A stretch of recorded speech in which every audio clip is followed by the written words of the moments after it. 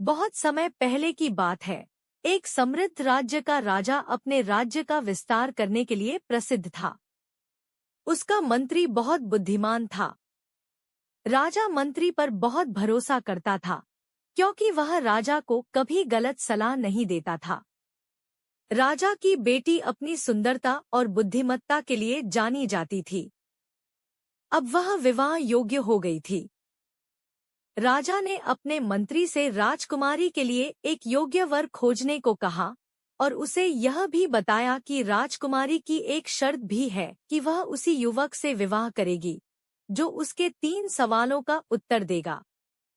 मंत्री ने राजा को भरोसा दिलाया कि वह चिंता न करे और वह जल्द ही राजकुमारी के लिए एक योग्य वर की तलाश करेगा। राजा उस समय की प्रतीक्षा कर रहा था कि अचानक मंत्री बीमार पड़ गया।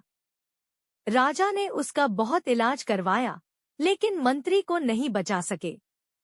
मंत्री की मृत्यु से राजा असहज हो गया और वह सही निर्णय लेने में भी असमर्थ हो गया। मंत्री की मृत्यु उसे हर समय बेचैन करती थी। एक दिन उसने एक निर्णय लिया और राज्य में घोषणा करवा दी कि जो व्यक्ति ऐसी औषधि बना कर देगा जिसे पीने के बाद व्यक्ति मरेगा नहीं, उसे मैं अपना आधा राज्य दे दूंगा। कुछ ही समय में राजा की घोषणा पूरे राज्य में फैल गई। कई लोग दवा बनाने की कोशिश करने लगे और कई लोग तरह तरह की बातें करने लगे। लोग कहने लगे, राजा तो असंभव को संभव करने की कोशिश कर रहा है। निश्चित समय और दिन को नगरवासी और दवा बनाने वाले राजा के महल के सामने इकट्ठा हुए। राजा रानी और राजकुमारी के साथ महल के बाहर आया और कहा, मुझे उम्मीद है आप में से किसी ने तो वह दवा जरूर बनाई होगी। परंतु वैद्यों ने कहा, महाराज, यह संभव ही नहीं है कि ऐसी कोई दवा बनाई जाए जो इंसान को अमर बना दे। जीवन मृत्यु एक सच्चाई है और उसे रोका नहीं जा सकता। केवल रोग को ठीक करके इंसान की उम्र बढ़ाई जा सकती है, परंतु हमेशा के लिए उसे अमर करना इंसान के बस में नहीं है।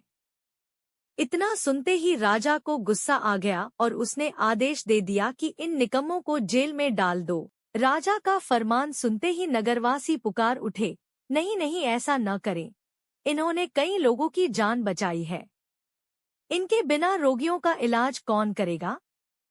राजा गुस्से में बोला, दवा तक तो बना नहीं पाए यह लोग, तुम्हारा इलाज क्या करेंगे? इन्हें जेल जाना ही होगा। राजकुमारी ने राजा से कहा, यह सब ठीक कह रहे हैं, ऐसी दवा बनाना संभव नहीं है। पर राजा ने आदेश वापस नहीं लिया और उसके सिपाही वैद्यों को पकड़ कर ले जाने लगे।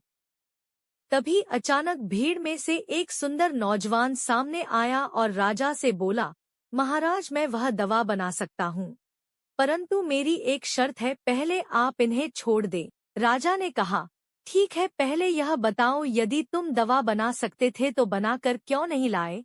हेनरी बोला, महाराज, इस पर भी मेरी एक शर्त है। राजा बोला, क्या शर्त है तुम्हारी? जल्दी बताओ। हेनरी बोला, मेरी शर्त है कि दवा पीने वाले की आयु बढ़नी नहीं चाहिए। राजा गुस्से में बोला, यह कैसी शर्त है? हेनरी बोला, महाराज, यदि उम्र बढ़ती गई तो वह व्यक्ति बड़ा होगा और बुढ़ापे की जो बीमारियां हैं, जैसे आंखों की रोशनी कम होना और उम्र, तो बढ़ती जाएगी, साथ ही शरीर भी कमजोर होता जाएगा।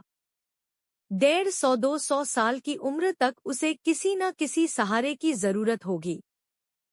घर के युवा लोग उसकी देखभाल करते करते थकने लगेंगे और इस तरह आपके राज्य में बूढ़ों की संख्या भी बढ़ती जाएगी। कुछ ही वर्षों में आपका राज्य बूढ़ों का राज्य बन जाएगा। और हाँ, आपके पड़ोसी राज्य आपको एक कमजोर राज्य मानकर आक्रमण कर सकते हैं।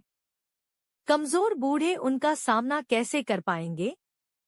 राजकुमारी हेनरी की बातों से बहुत प्रभावित हुई। उसने राजा से कहा, हेनरी ठीक कह रहा है, आपकी यह जिद हमारे खुशहाल देश को बर्बाद कर देगी। राजा परेशान हो गया और बोला, यह तो मैंने सोचा ही नहीं था।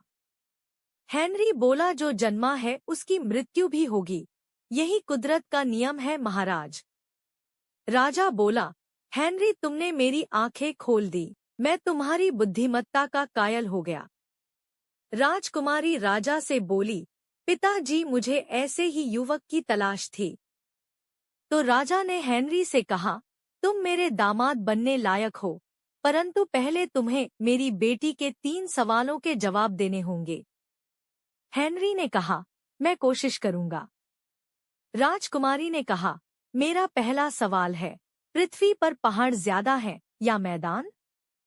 हेनरी ने जवाब दिया, पहाड़, यदि उन भेड़ों को भी पहाड़ मान लिया जाए जो छछूदरों ने बनाए हैं। राजकुमारी का दूसरा सवाल, धरती पर मृत्यु ज्यादा है या जिंदा? हेनरी ने उत्तर दिया, मृत्यु ज्यादा है, यदि सोए हुए लोगों को भी मृत्यु मान लिया जाए। राजकुमारी का तीसरा सवाल था, धरती पर पुरुष ज्यादा हैं या स्त्रियां? हेनरी ने उत्तर दिया, स्त्रियां ज्यादा है, यदि डरपोक पुरुषों को भी उनमें शामिल कर लिया जाए, जो अपनी पत्नी की हर सनक पूरी करने के लिए अपने दिमाग का इस्तेमाल ही न करे। राजा, रानी और राजकुमारी प्रसन्न थे, क्योंकि राजकुमारी को अपना मनपसंद बुद्धिमान पति मिलने वाला था और राजकुमारी का विवाह धूमधाम से हो गया। अब राजा को भी अपने मंत्री की जगह एक बुद्धिमान व्यक्ति मिल गया था, जिसे राजा ने अपना सलाहकार बना लिया और वर्षों तक राज किया।